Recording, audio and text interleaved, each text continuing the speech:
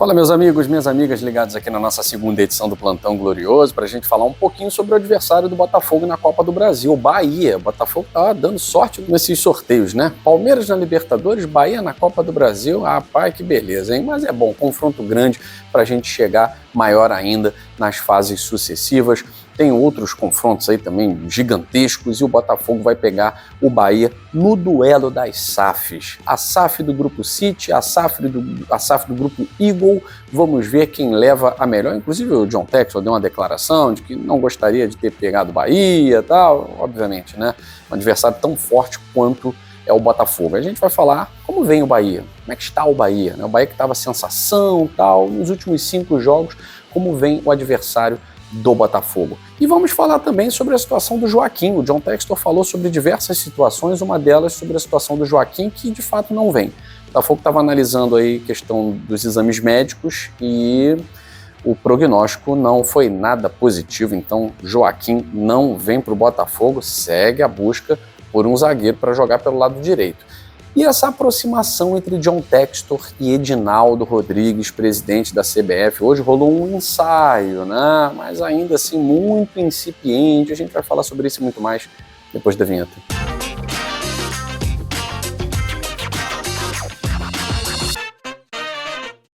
Quero agradecer a cada um de vocês, ligadinhos aqui no nosso canal Gigante Glorioso. Somos mais de 107 mil, chegando à marca de 108. Então a gente quer agradecer.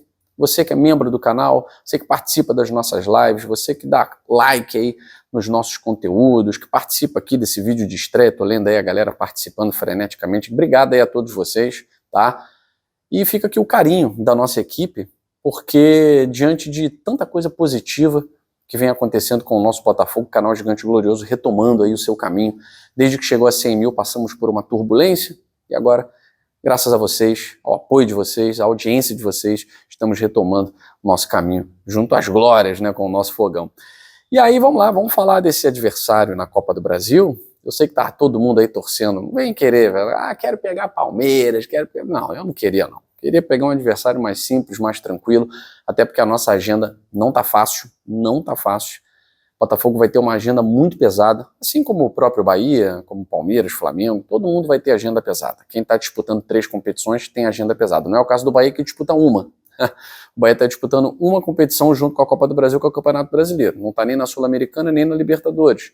Então tem uma agenda menos prolixa. Agora, vai suar a camisa para ganhar do Botafogo, como o Botafogo vai ter que ralar para eliminar o Bahia.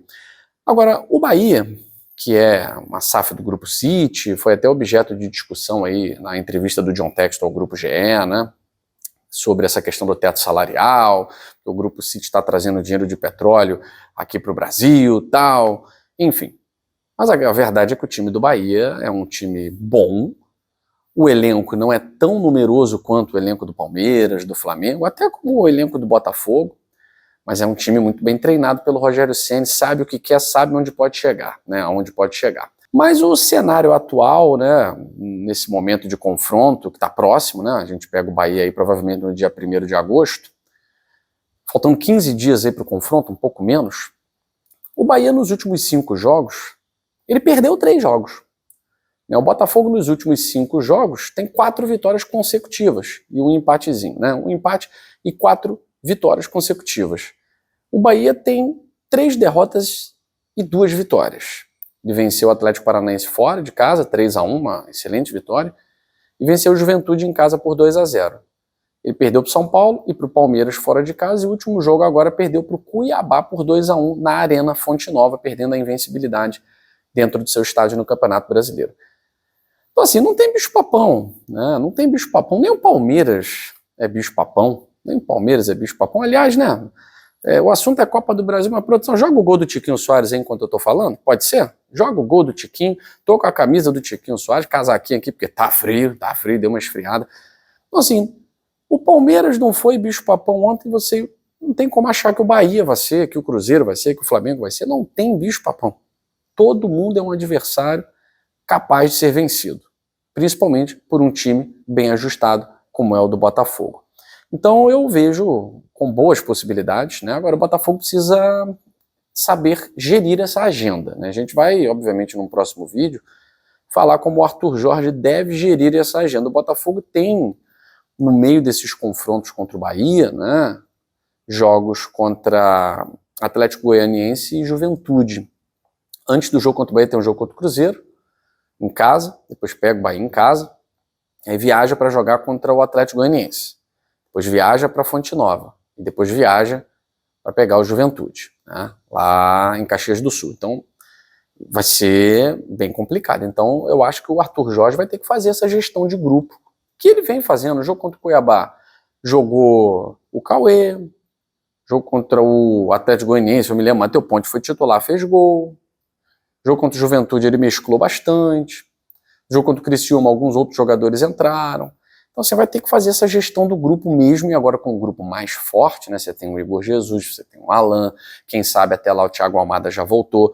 Então é possível o Jefinho também voltando, é possível que o Botafogo tenha um time forte contra o Atlético Goianiense e o Juventude pelo Campeonato Brasileiro, sem você desgastar aqueles jogadores que estejam precisando descansar. No caso do Marçal, né, porventura, o Marçal, Luiz Henrique, o Júnior Santos, Bastos, Damian Soares, né? Então, assim, os jogadores mais experientes, né, que estão aí nessa pegada de jogos seguidos.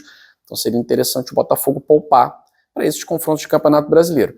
É claro que isso não significa perder força, né, porque supondo que eu poupo o Marçal, eu tenho o Cuiabano, que é o titular. Eu poupo o Damian Soares.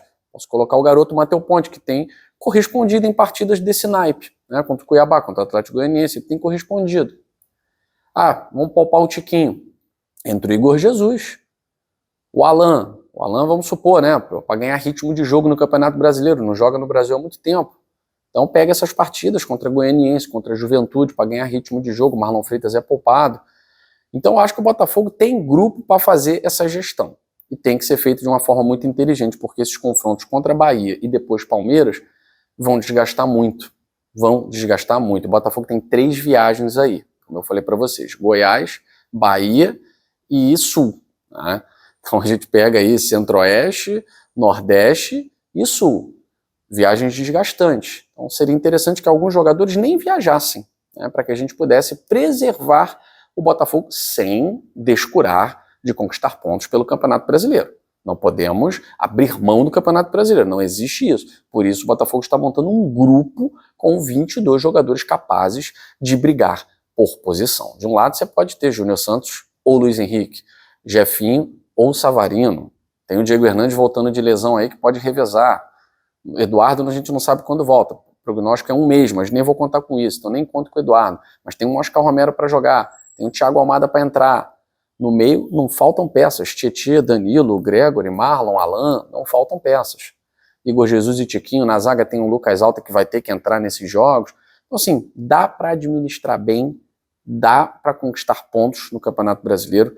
E olhando para o próximo jogo, né, como sempre, não adianta desesperar pensando lá na frente, né? É pensar nesse próximo jogo contra o Internacional. O torcedor do Botafogo deve lotar o estádio, deve esgotar os ingressos mais uma vez. O jogo é sábado agora, às 18h30. Perspectiva muito positiva, lembrando aquele jogo maravilhoso, né, que a gente teve com o Internacional no final do primeiro turno, muito parecido com isso, né, que está acontecendo agora, e que o Botafogo conquiste mais uma vitória e permaneça lá em cima. Agora vamos lá, rapidinhas, né? O John Textor se manifestou sobre o zagueiro do Santos, Joaquim. Não vai ter Joaquim, tá? Os exames médicos realmente apontavam uma coisa que não era tão simples e o Botafogo não quer se meter num caso Pablo, parte 2, tá?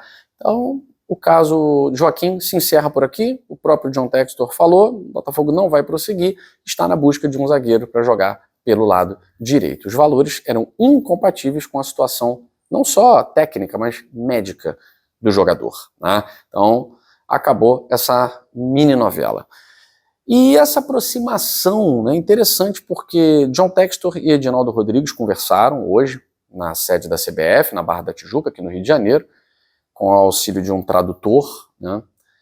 E tanto o John Textor como o Edinaldo adotaram tons bem mais amenos, né, ao falar um do outro. O Edinaldo falando que sabe separar as coisas, que não tem nada de retaliação, que ele sempre foi discriminado, e gostou muito do tom do John Textor, pedindo desculpas pelo ocorrido, né, aquela questão de pendurar a boneca enforcada e tal, né, aquela coisa horrorosa, né, que não é a nossa torcida, isso não é Botafogo realmente, isso não é futebol, né, na verdade. E eu percebi realmente um clima mais ameno. Não significa que um vai abrir mão do processo, tal. Questões judiciárias, eles falaram, precisam ser separadas das relações institucionais.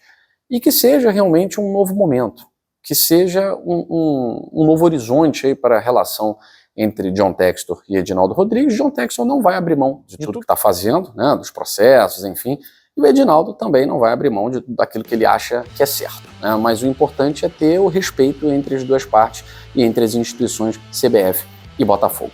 Vamos ver até onde isso vai dar. Eu acho que todo barulho que o John Textor está fazendo, algum efeito deve estar surtindo na cabeça dessa galera, né? Eu fico por aqui, meus amigos e minhas amigas, deixando um beijo grande para vocês. Amanhã, sexta-feira, mais informações do Botafogo e sabadão estaremos mais uma vez no Newton Santos e live de pós-jogo e conteúdo do Botafogo, tudo com a qualidade GG para você, tá certo? Saudações alvinegras, fui!